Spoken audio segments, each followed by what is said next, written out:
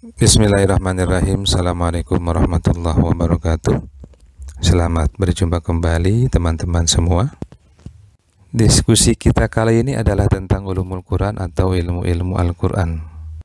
Mungkin kita pernah mendengar ada orang yang berkata, untuk apa kita belajar ulumul Quran? Bukankah Al-Quran itu sudah jelas?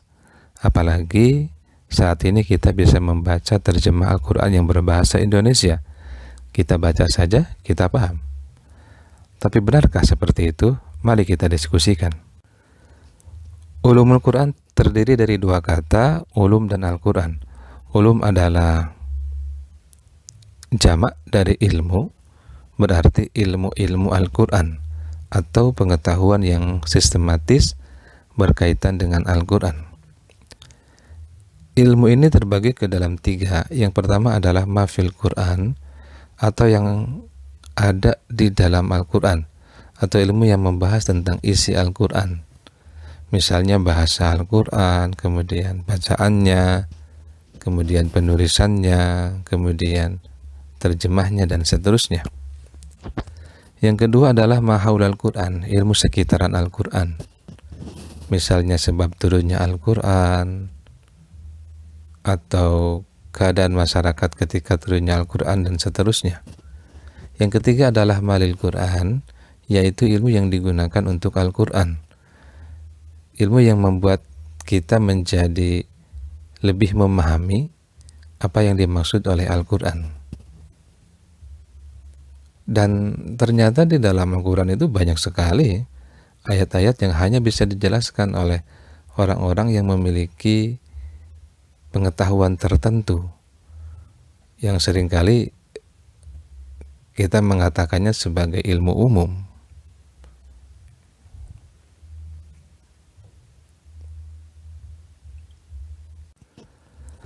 Sebagai contoh saja, misalkan kita baca surat Al-Baqarah 115. Bagaimana kita membaca ayat ini? Tentunya ketika membaca Al-Quran tidak sekedar oh suaranya indah apa tidak, kemudian jelas apa tidak. Tetapi yang utama dari itu adalah bagaimana makhrajnya, hukum membaca nun mati dan tanwin, panjang pendeknya, konsistensi matnya, kemudian wakofnya, wasolnya, ibtidaknya, dan seterusnya.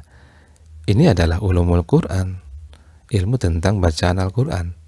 Dan ini tentu saja menjadi sangat penting kalau kita ingin kemudian dikatakan sebagai orang yang membaca Al-Quran dengan baik dan benar.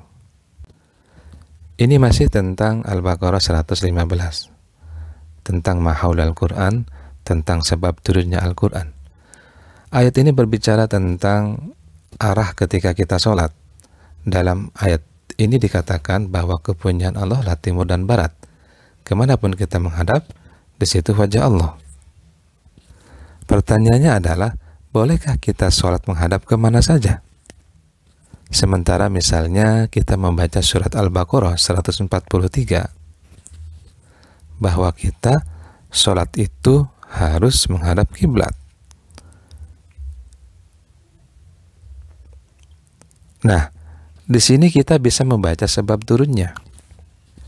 Oh, ternyata sebab turun ayat ini berkaitan dengan keadaan ketika itu sulit menentukan arah kiblat. Di antara riwayat mengatakan karena sedang di atas kendaraan, riwayat lain mengatakan karena sedang gelap gulita sehingga sulit menentukan arah kiblat. Maka Al-Baqarah 115 ini tentang boleh menghadap kemana saja, itu dikhususkan oleh sebab turunnya pada kasus-kasus tertentu, misalkan kasus di atas kendaraan, atau kasus ketika dalam keadaan gelap gulita, ketika itu kita sulit menentukan arah kiblat. Didasarkan pada sebab turun ayat ini, maka Al-Baqarah 115 itu tidak bertentangan dengan Al-Baqarah 143, bahwa memang kita sholat itu harus menghadap kiblat, kecuali di dalam keadaan tertentu, misalnya di dalam keadaan kita tidak bisa menentukan arah kiblat karena gelap gulita, berada di suatu tempat tertentu yang kita tidak kenal, kita tidak tahu arah kiblat itu arahnya kemana. Ini contoh berikutnya tentang malil Quran. Misalkan Al-Baqarah 168 tentang makanan yang halal dan thayyib. Kita diperintahkan untuk makan makanan yang halal dan makan makanan yang thayyib atau yang baik. Nah, sekarang kita bisa bertanya, apa itu halal dan apa itu baik? Halal adalah misalkan halal zatnya atau halal cara mendapatkannya. Kalau menyembelihnya sesuai dengan ketentuan yang Allah dan Rasul tetapkan. Thayyib, baik. Nah, ini juga butuh penjelasan yang rinci. Karena makanan yang halal itu juga belum tentu baik.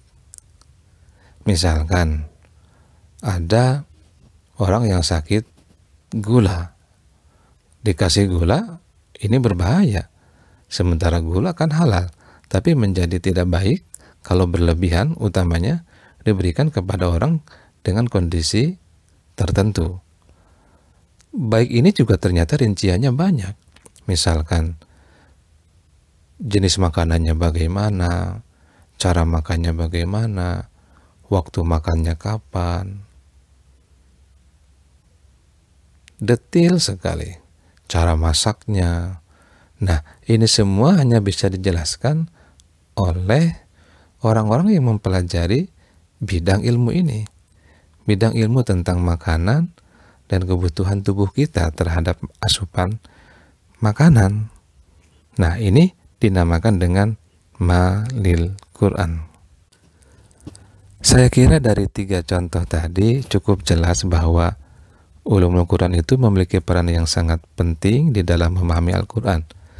Dan ternyata kita tidak cukup hanya dengan membaca terjemah Al-Quran, kemudian kita bisa memahami dengan detail apa yang dimaksud oleh Al-Quran.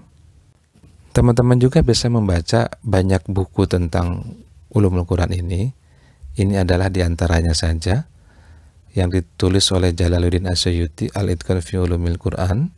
Kemudian yang ditulis oleh Az-Zarqani, Manahilul Irfan fi Ulumil Quran. Yang ketiga ini adalah Al-Wahidi tentang sebab turunnya Al-Quran, dan tentu saja buku-buku yang lain yang berkaitan dengan ulumul Quran. Terima kasih banyak telah mengikuti kajian ini. Mudah-mudahan kita diberi limpahan ilmu, termasuk diantaranya ilmu Al-Quran, sehingga kita bisa memahami Al-Quran dengan baik dan benar. Silakan ikuti materi berikutnya, dan untuk berdiskusi silakan juga diisi komentarnya untuk kemudian kita bisa diskusi lebih dalam lagi. Sukses untuk semuanya. Assalamualaikum warahmatullahi wabarakatuh.